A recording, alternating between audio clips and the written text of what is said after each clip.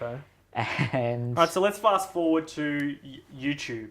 okay, so How did that come about? The first video, how'd you make the account? All that. So I'd made the account in high school, and I'd put a lot of sketches up there that were more classic comedy sketches that maybe went decently within the environment of my high school, and a few people in other grades started to know who I was just because of a few YouTube videos. So I went mini viral in my school. Because I actually remember seeing a video on Facebook, the Cog Dog. Yeah, okay. So that was after high school. So okay, so that wasn't at that stage. No. Okay. So after high school, in that gap year, I started to think more in terms of marketability and what are the sort of tropes that are going to go well online. So there was a lot of, there still is, but there was a lot of in public stuff going well. So the pranking, the things like that. And the way I sort of saw it was, all right, if I've just had this little sort of mushroom of people knowing me in my high school, how can I do that on a little bit of a bigger scale?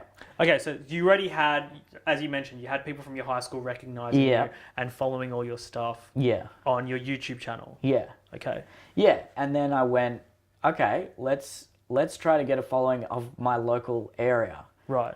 So, you know, there are certain in-jokes within Cogra, which is a suburb I didn't actually live in, I was near.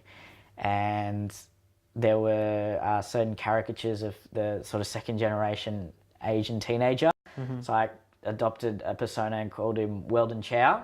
I remember that. Weldon Chow was one of the characters and the Cog Dog was one of the characters. And what I'd do is I'd be like, video Weldon Chow in Hurstville or Weldon Chow or Cog Dog in Hurstville. And what I'd do is I'd just go around as the character, almost in the Sacha Baron Cohen kind of in a real scenario around other people. You had a cameraman with you? Yeah, I had a cameraman with me. So you've given someone a camera and said, just follow me. Well, one of them was my mate Sonny, who he did a bit of photography. Okay. He's like, he knew what I was doing. And you slipped into this character and you... Yeah, and I just went around and made sure people were, like, preferably high school kids, because they're the ones on the internet. I knew they'd be the ones on the internet. And try to put them in funny situations and troll them, basically. Okay. And then I'd upload it, and it worked, because then people from that high school, oh, this is you, this is you, this is you. And suddenly people in the local area were like, hey, that's the Cog Dog, that's Weldon Chow. So, it actually, ironically enough, people think the internet is just this, you can go global overnight. I actually did it from a very grassroots, a very local kind area, of level, with in-jokes of only that local area. Exactly. So then I developed a bit of a following, still not a huge following by any means. How much are we talking? Oh, I think couple of hundred subscribers, couple of close to 1,000 Facebook likes. Okay, that's so not much at all compared to today. Go on. And I did my first fringe show. I did a full show as the Cog Dog. I had a lady that was going to review it, and she said at the end of the show, another time when I saw her, she's like, "Oh, I was going to review your show, but it's probably better for your sake that I didn't." I was like, okay. Right. Turns out she was an extra in the Street Smart TV show. So, Fun fact. Just desserts. And well, she's if you're going to be a reviewer for an amateur theatre show, like. Anyway, go on.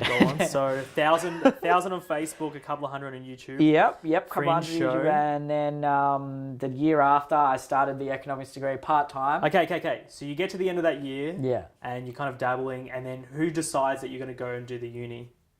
You did? I did. You're just it was always the plan. It was always the plan. Okay. I wasn't making any money from what I was doing. Right. The teaching was going incredibly well. Okay. So you, part-time, you picked two subjects. Yep. Do you remember? Two subjects. Oh, they were microeconomics. Macro probably, yeah. Okay, statistics. It was micro the first semester and then statistics. Did you ever think maybe it's good that I go to uni so I can relate to uni? Yeah, and I actually wanted to go to uni anyway, because I'm a pretty academically inclined sort of guy. I like to learn and discuss and things like that. And, all right, so you go to uni. Does anyone know you or you? Not yet. No. One guy knew me. He was from Sydney Tech, which was a neighbouring selective school that I made fun of with the Weldon. So Weldon Chow was from Sydney Tech. So everyone thought I went to Sydney Tech. I didn't. And so he knew me. And then so vlogging was obviously huge. It still is on the internet. At that time it was vlogging? Yeah, it was massive. Okay.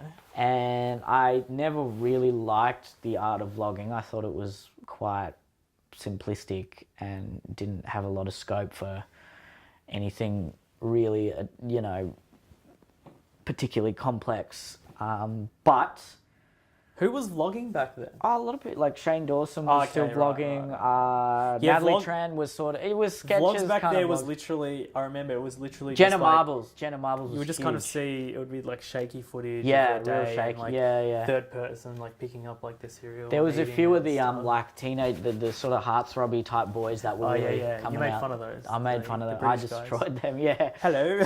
Hello. Yeah. So Jack and Finn Harris. I think it was like if you were on Neel Harris. If you were on YouTube back then, it was like a gold mine, wasn't it? It was just like money coming in from everywhere. It still is, but they just started the monetization. Yeah. And I was so excited when I got monetized that I was refreshing the video. When was that? Late 2012, I think it would have been. During your first year at uni? No, before in the gap year. In the gap year. Oh, in the gap year. Yeah, in the gap year. So your little skits and stuff. And I was just monetizing them, and then they banned me because they can tell when you're just refreshing, and I was panicking because once you're banned, that's it. And I just emailed, and I was like, so I'm so sorry, I'm just a kid, and all this stuff, and then it got monetized again. Okay, that's like so it worked. I just pandered. All right. And not pandered. What is it? Like just sulked. Yeah. All right, take it from like you're at uni and stuff. Yeah. I want to know about those days.